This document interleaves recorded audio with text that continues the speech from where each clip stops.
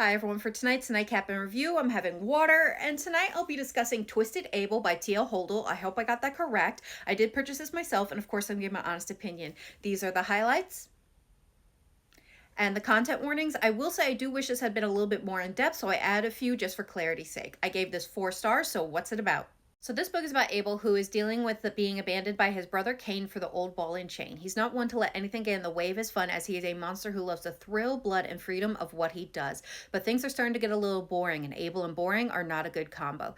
That is until he hears the voice of an angel and sees the blue and green eyes that go with it. Now he thinks he's found the perfect toy to make things fun again. For Aspen, growing up, her mother always told her to just close her eyes and the monsters would disappear. And that may have worked when she was a child with the monsters in her closet, but as an adult in the real world, no matter how much she squeezes her eyes shut, the monsters do not disappear. She is on the run from the cult that she grew up in, where the monster in charge wants to make her his wife, something she does not want. But little did she know, running would result in her being caged by another monster who revels in the pain that he causes others. But soon she starts to realize it might take a monster to beat a monster, and maybe some monsters deserve love too.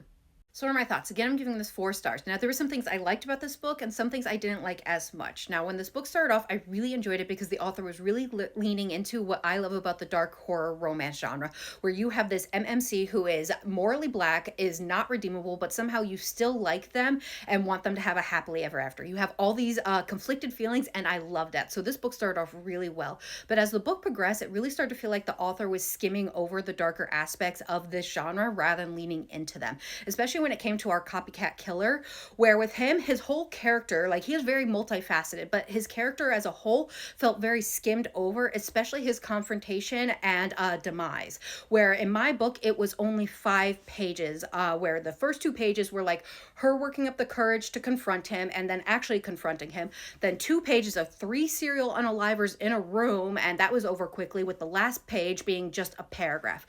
Not only did this whole section just feel so skimmed over, and the character feels skimmed over, that it actually felt so anticlimactic as to what was the point of this character, that it actually dropped my rating down to 4 stars. Now, when it comes to our characters, you first have Abel, who is so chaotic and spontaneous, and he really enjoys what he does. And it's so disturbing that you can't look away, but something about him makes him very endearing, especially when he's interacting with Aspen. He was so adorable when it came to her at certain points, especially as he's falling for her. Now, with Aspen, she is at the same time so innocent, but otherwise worldly because she grew up in a cult. And she has these cute little habits of spouting out random facts, and they are very, very random. And with Abel and her interactions, he didn't see it as weird. He was just like, oh, that's cool. Now, it was funny when I saw her interacting with Cain, because apparently he knows just as many random facts as she does, so they would have these one-offs that just added a levity to the situation.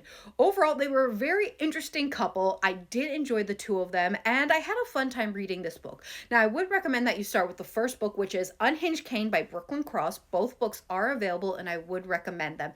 And I do hope you give them a try, and I hope everyone has a good night and happy readings.